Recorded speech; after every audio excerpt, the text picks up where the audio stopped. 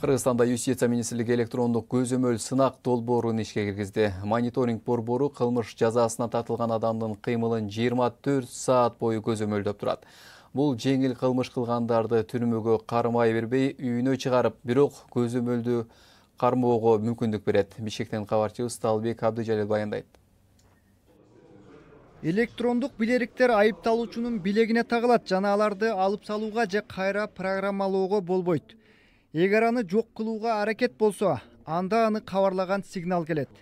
Мониторинг жүргүзүүнүн жаңы ыкмасын биринчи жолу пробация департаменти ишке ашырууда. Соттун талабы менен ошо кечки 10дон чыкпоого убада берилген, аны ошо менен ушу бразилет такты, ошо менен үйгө барып келип, ошо менен эле келип кетип жүрөбүз ошо. Система электрондук билериктер аркылуу, ошондой эле уюлдук телефондогу мобилдик тиркеме аркылуу иштейт. Пробация кызматкерлери 24 саат бою адамдын кыймылын көзөмөлдөп турат. Эгер эң баштык болуп баратса, дароо чара көрүлөт. Электрондук көзөмөл бул 4 категориядагы биздин кардарларга карата колдонсок болот. Бул биринчиден шарттуу түрдө абактан эрте бошотулгандарга, экинчиси бул эркиндиги чектелген адамдарга, анткени сот саат 10дон 6га чейин үйүндө болсун деген эгер ушундай чечим чыгарган болсо, биз ошолорго карата колдонсок болот. Үчүнчү бул ошол сот тарабынан коюлган талаптарды, милдеттерди же болбосо мыйзамдарга каралган талап милдеттерди аткарбаган кардарларга биз эскертүү беребиз. Ошол эскертүүсү бар кардарларга колдонсок болот. Ал эми 4-чү категориясы бул ыктыярдуу түрдө. Электрондук байкоонун негизги артыкчылыктарынын бири бул үй бүлөлүк зомбулукка каршы күрөшүүдө анын эффективдүүлүгү.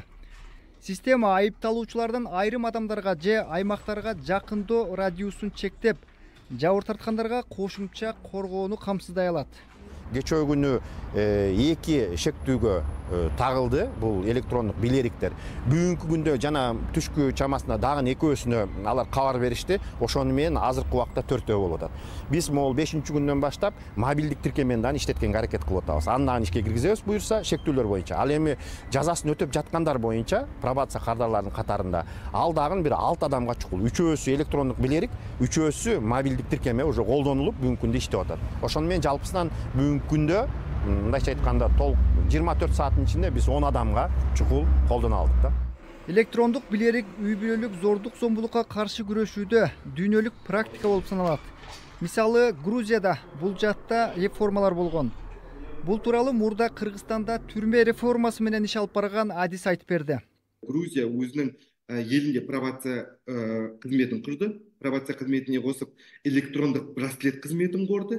Яғни электрондық браслет арқылы белгілі бір қылмысты жасаған адамдарды өздерінің монитор арқылы бақылап отырады. Яғни мысалға алатын болсақ, егерде бір адам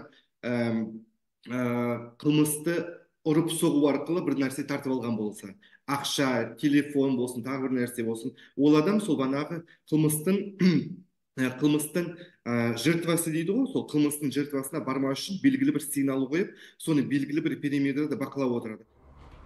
Электрондук көзөмөл зомбулук менен байланышкан оор кылмыштарга айыпталган адамдарга колдонулбайт. Сынак долбоор август айына чейин Бишкек шаарынын 1 районунда гана иштейт.